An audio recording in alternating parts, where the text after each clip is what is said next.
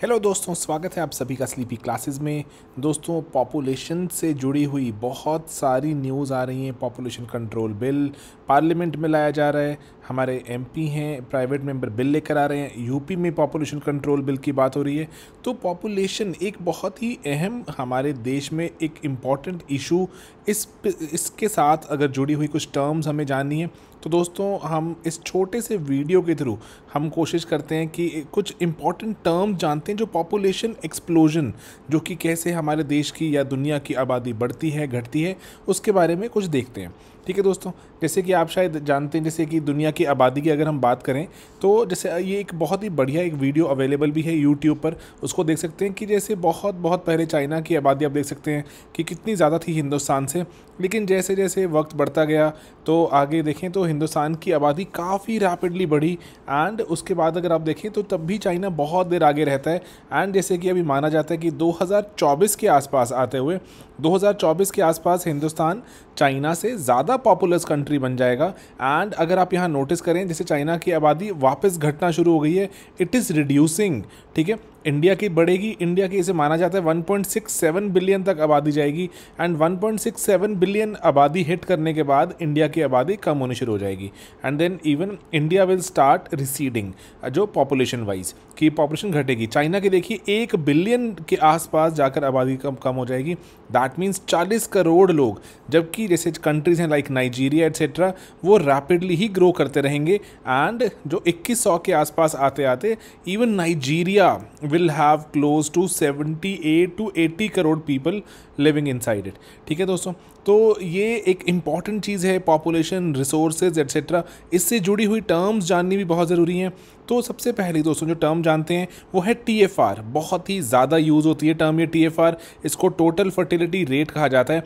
दोस्तों बिल्कुल सरल शब्दों में इसका मतलब होता है कि अगर एक हम वुमन की बात करें, एक अगर हम औरत की बात करें दोस्तों, तो ये माना जाता है कि अगर वो अपने सारे फर्टिलिटी ईयर्स बिना, अगर जो उस औरत को अगर कोई हानि पहुंचे या फिर अगर वो उस औरत की अगर हम बात सुने या बात देखें कि अगर उसको उसकी जान नहीं जा रही जो चाइल्ड बर्थ वगैरह के दौरान, जो कि बहुत कॉमनली देखा जाता है बहुत सारी जगहों पर, कि अगर ऐसा नहीं हो रहा तो अगर वो पूरे अपने फर्टिलिटी के जो उनके जो एक औरत के जो साल हैं उसको अगर वो निकाल दे तो कितने बच्चे पैदा होंगे एक औरत को, ये जो टोटल फर्टिलिटी रेट कहा जाता है। ठीक है, इंपॉर्टेंट चीज़ है that she survives through out all her child bearing years. Okay, अब यहाँ पर अगर हम आगे एक बात देखें कि मोर्टेलिटी नहीं होनी चाहिए यहाँ पर औरत की, तो उसके बाद यहाँ पर 2 इंपॉर्टेंट टॉपिक आते हैं जो हमारे पास, कि जो exact current age specific fertility rate के साथ अगर हम देखें दोस्तों, बहुत सरल सा शब्द है जो एज स्पेसिफिक फर्टिलिटी रेट। इसका मतलब होता है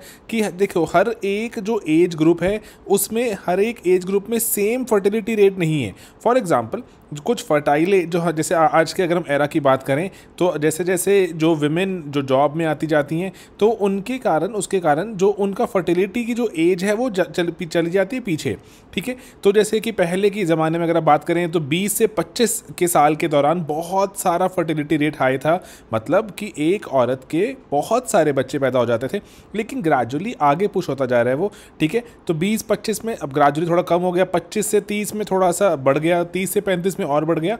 तो एग्जैक्टली अगर हम देखें जो एज स्पेसिफिक फर्टिलिटी रेट्स की अगर हम बात करें, उन सब से एक औरत अगर गुजरे एंड अंत में जैसे जब मेनोपॉज हिट होता है, जब बच्चे और पैदा नहीं कर सकती, तो उस वक्त अगर देखें कि एक एवरेज हम औरत की बात करें कि कितने बच्चे वो पैदा कर पाएगी, तो वो that is known as total fertility rate. ठीक है, लेकिन बहुत बड़ी असम्पशन है कि that there is no mortality.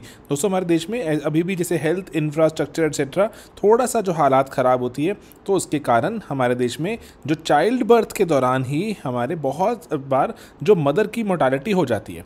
ठीक है, एंड देन दूसरी यहाँ पे कंडीशन है कि वो अपनी रिप्रोडक्टिव लाइफ के अंत तक जिएगी। ओके, ठीक है, तो ये टोटल फर्टिलिटी रेट सरल शब्दों में आपको रिपीट करता हूँ कि अगर एक औरत पूरे अपने जो फर्टाइल ईयर्स अगर अपने जी जाए तो कितने एवरेज बच्चे पैदा होंगे एक औरत के, that is known as total fertility rate. Getting it? And जो कौन से जो अगर देखें कि फर्टाइल ईयर्स मान लीजिए 15 साल से शुरू हो जाते हैं, 50 ईयर्स तक चलते हैं, तो ये अप्रॉक्सीमेटली 35 साल की जो एज ब्रैकेट रहती है, उस 35 साल को अगर हम फटाफट से गुजार दें एंड देखें कि आज की एक औरत थी, उसने जो इस आज के जो रेट्स के हिसाब से जो 35 साल जी लिए फटाफट से, तो कितने बच्चे पैदा हुए? अच्छा, 2 हुए, 3 हुए, 4 हुए, 5 हुए, तो वो फर्टिलिटी रेट बताता है हमारे देश का। ओके, देन दोस्तों जो दूसरी चीज़ है यहाँ पर वो है NFR।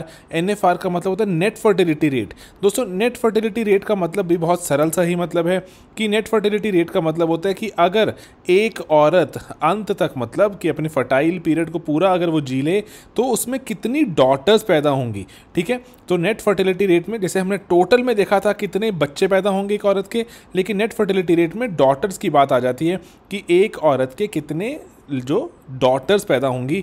ठीक है, जब एक वुमन की एक डॉटर कम से कम पैदा हो रही है, ठीक है, जब एग्जैक्टली 1 हो जाता है, तो हम कहते हैं कि हर एक वुमन अपने आप को रिप्लेस करती जा रही है। दैट मीन्स अब हमें कभी वुमन की कमी नहीं होगी अपने आने वाले जनरेशन्स में। एंड बच्चे पैदा क्योंकि सिर्फ वुमेन ही कर सकती हैं, तो बच्चे पैदा करने के लिए हमारे पास इनफ ह्यूमन बींग्स होंगे। ठीक है, तो इसीलिए जैसे अब हमारे देश में जैसे पर्टिकुलरली देखते हैं हम कि हमारा जो जेंडर बैलेंस बहुत ही ज़्यादा इम्बैलेंस्ड है ना, ख़राब है। सेक्स सिलेक्शन हमारे यहाँ पे अबॉर्शंस और सर्जरीज एक्सेट्रा की जाती हैं, तो उसके कारण विमेन जो हैं आगे या डॉटर्स पैदा नहीं हो पाती। तो इसीलिए हमारे देश में ऐसा भी जो हालत हो सकते हैं कि आबादी जो तो बहुत बढ़ गई लेकिन विमेन बहुत कम रह गई, तो उस कारण आबादी अनसस्टेनेबली एकदम सडनली ड्रॉप करती है एंड उसके कारण देश में वर्किंग एज पॉपुलेशन एक्सेट्रा बहुत सारी चीज़ों की दिक्कत हो जाती है। ठीक है, तो TFR में देखा हमने कि एक औरत के कितने बच्चे पैदा होते हैं उसकी लाइफ टाइम में, एवरेज निकालें। नेट फर्टिलिटी रेट में देखा कि कितनी एक औरत के कितनी डॉटर्स पैदा होती हैं। ठीक है, जब एक वुमन के एक कम से कम डॉटर पैदा होगी, दैट मीन्स वो अपने आप को रिप्लेस कर पा रही है। ठीक है, okay, then there is something known as GRR। GRR इज ग्रॉस रिप्रोडक्शन रेट।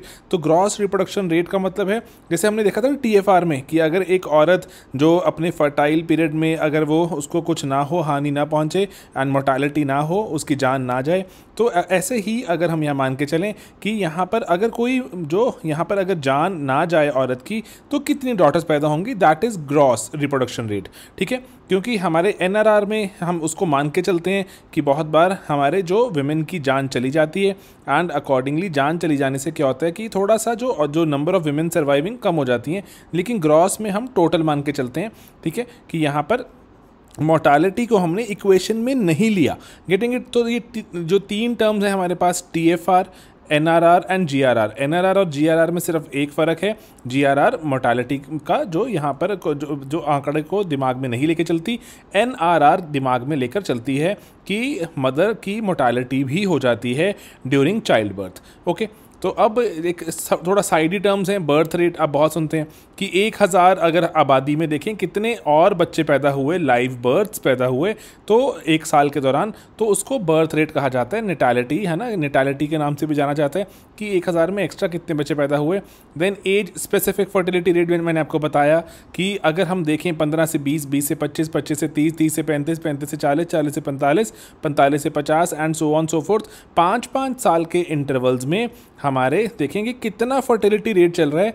इस जो अगर हम देखें जो रेंज में विमेन के, एक एवरेज वुमन के कितने बच्चे पैदा हो रहे हैं, ठीक है, तो उसके हिसाब से उसको कहा जाता है एज स्पेसिफिक फर्टिलिटी रेट। और यहाँ पर अगर आप इसको देखें, इस जो पर्टिकुलर जो वीडियो को, तो जैसे जैसे हमारे देश की आप यहाँ नोट कीजिएगा, जैसे जैसे हमारा देश का जो टाइमलाइन आगे बढ़ रही है तो बच्चे कम पैदा हो रहे हैं एंड मिडिल एज बढ़ जाती है, अंत में जाकर हमारा जो ओल्ड एज पॉपुलेशन बहुत बढ़ जाती है। ठीक है, इसको हम बोलते हैं कि हमारा ग्राफ भी टुवर्ड्स ओल्डर पॉपुलेशन जाएगा as India grows and as a time passes.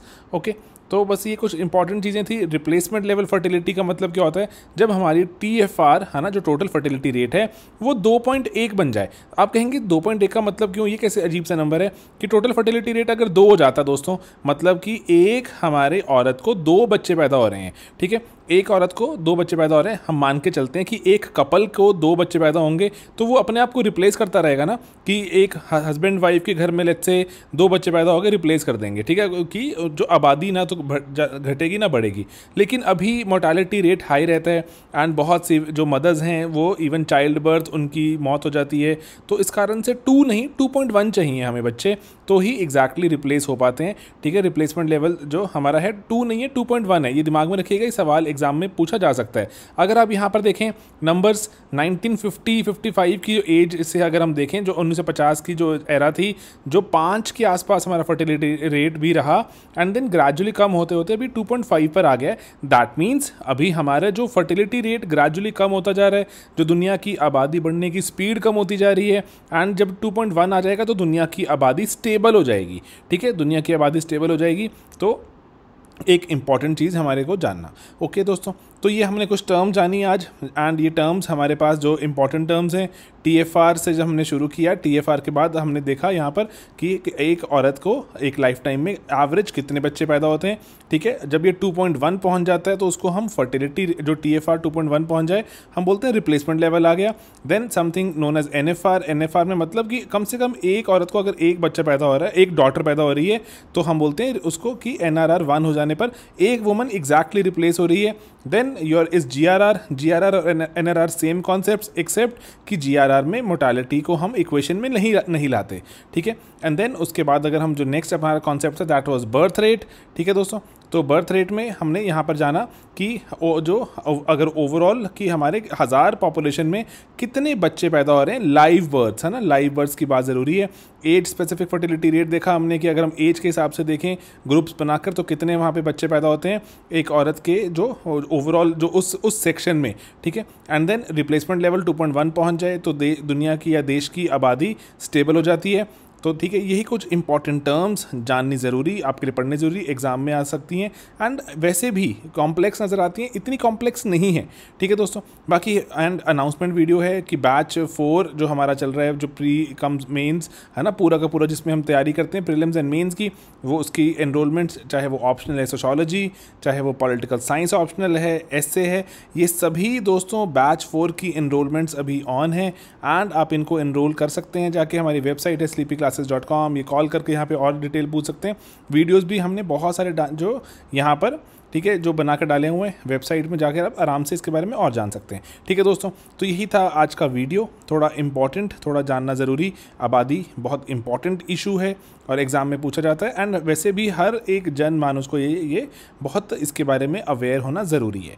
Alright दोस्तों, चलिए मिलेंगे अपने अगले वीडियोज़ में बहुत ही जल्द। Bye bye, take care.